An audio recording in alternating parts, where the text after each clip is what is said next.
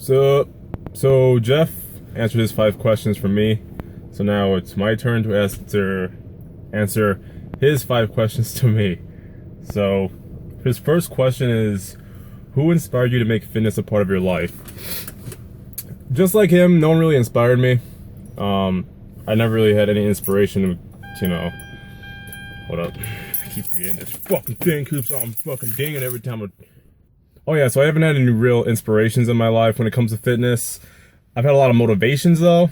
For example, one of my motivations were athletics. I played baseball, so I had speed when I was younger. It's just I didn't reach my full potential, and I was tired of seeing all these other guys faster than me and stronger than me when I knew that I can be up on their level.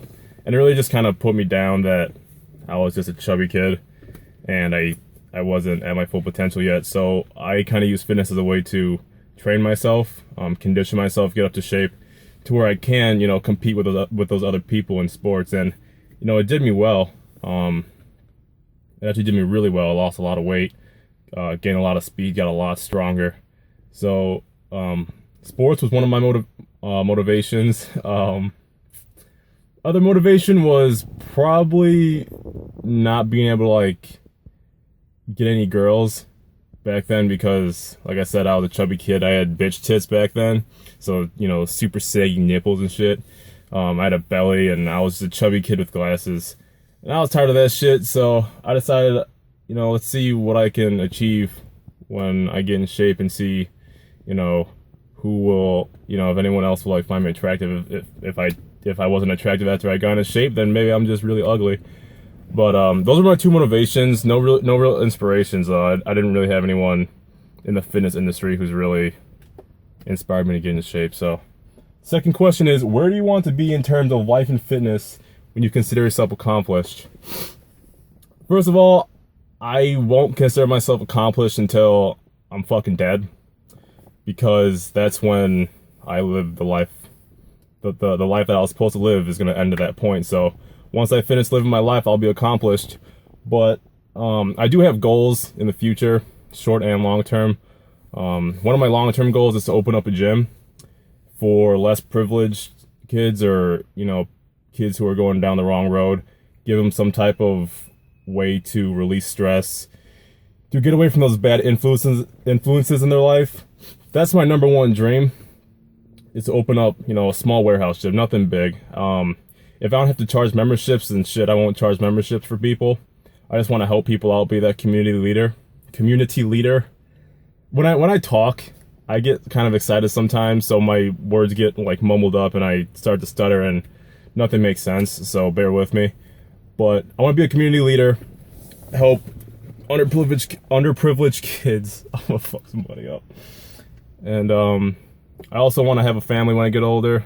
In terms of fitness though, I'm gonna keep on working out and trying to push my limits until I get to where it's physically to reach my limit. I just want to achieve as much as my body physically and mentally can achieve. So that probably will never be reached. So I'll be working for that for my entire life. Third question, please say the phrase, I am Jobe Hopkins, and Jeff Oneida is 100 times more ripped than me. You're a piece of shit, Jeff. That's not true. He's not more ripped than me. Fourth question, who would you consider to be your role model? My dad is my role model, by far. He's a man that I want to be when I get older, and be better than that too. He's telling me a lot of things in life, morals, values, how I should act, how I should carry myself, shit like that. So a lot of the things that he's told me, now that I'm older, I've finally taken heed to. Back when I was younger, I was like, you talk about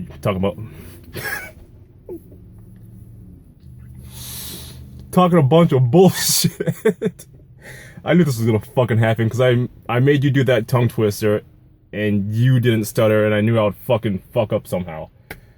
But yeah, back when he told me all that shit when I was younger, I was thought it was a bunch of bullshit, and now I realize how right he was. And it's really helped me so far. Now that I'm older and I need it, it's really helped me a lot. So I'm glad that I've finally taken heed to it and used it to my advantage. The last question, what is your funniest, most vivid memory from when we were kids? The most vivid memory that I can remember that was funny to me was when we were at school, college. So this is only like a year and a half, 2 years ago. And Jeff and I were walking down the hallway, and we hear some dude, some short little black guy behind us.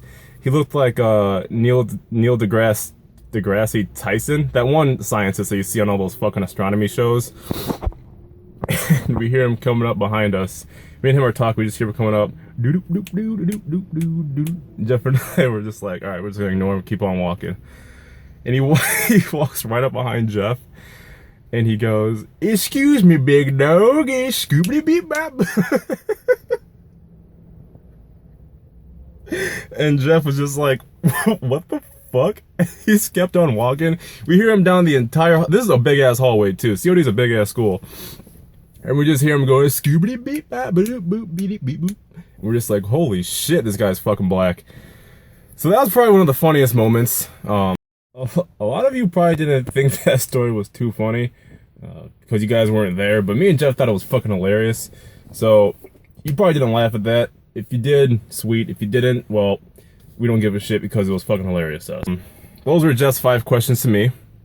Thanks for watching.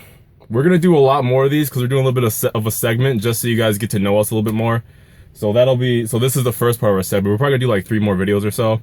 So comment, like, subscribe, tell us what you thought. Tell us if you wanna, hear more shit about us. If you don't, then